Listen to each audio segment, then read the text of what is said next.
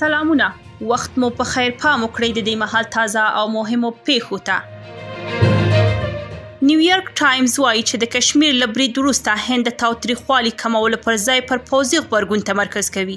نیویارک ټایمز راپور کړی چې په کشمیر کې پر سیلانیانو له برید وروسته داسې ښکاري چې هند د پاکستان پر وړاندې د پوځي اقدام لپاره چمتووالی نیسي، نه د تاوتریخوالي کمولو لپاره. د راپورونو له مخې هندي ځواکونه په کشمیر کې هم خپل عملیات ګړندی کړی دی او په سیلانیانو د برید د عاملینو د پیژندلو په تور یې سلګونه کسان نیولي دي. د پنجشنبې په ورځ د هند لومړنی وزیر نریندرا مودي په خپله وینا کې پرته له دې چې د پاکستان نوم واخلي د سختې سزا او د ترهګرو د خوندي ځایونو د له منځه وړلو ژمنه وکړه. نیویارک ټایمز د ډیپلوماتیکو سرچینو په حواله لیکلي چې هندي چارواکو د بهرنیو چارو وزارت له ډیپلوماتانو سره په غونډه کې د هند په نښه کولو ترهګرو ډلو لپاره د پاکستاني ملاتړ پخوانۍ نمونې بیان کړي دي. هندي چارواکو ویلي دي چې د دوی پلټنې روانې دي او د تیرو اونۍ د برید عاملین له پاکستان سره تړاو لري. په همدې موخه هند تیره ورځ ګڼ شمېر بنګلادیشي کډوال نیول پیل کړل او امر یې وکړ چې دوی ژر تر ژره له هنده ووځي.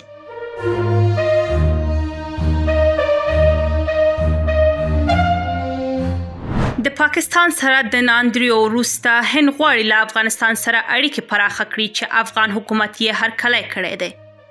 د افغانستان بهرنیو چارو وزارت په یو خبرپاڼه کې ویلي دي دا موضوع د هند د بهرنیو چارو وزارت ځانګړی استازی او د افغانستان، ایران او پاکستان په چارو کې عمومي مشر انند پرکاش د یکشنبې په ورځ د ثور په 9 په کابل کې د افغانستان د بهرنیو چارو وزارت له سرپرست مولوي امیر خان متقي سره په کتنه کې مطرح کړی دی. خبرپاڼه زیاتوي دواړه لورو د دوه اړخیزه سیاسي اړیکو، سوداګرۍ، ترانزیت او زیربنایي پروژو په اړه خبرې کړي او انند پرکاش ویلي چې هند غواړي له افغانستان سره خپلې همکارۍ پراخه کړي او په ټکو یې غواړي په بیلابیلو برخو په ځانګړي ډول د زیربنایي پروژو په برخه کې فعال رول ولوبوي.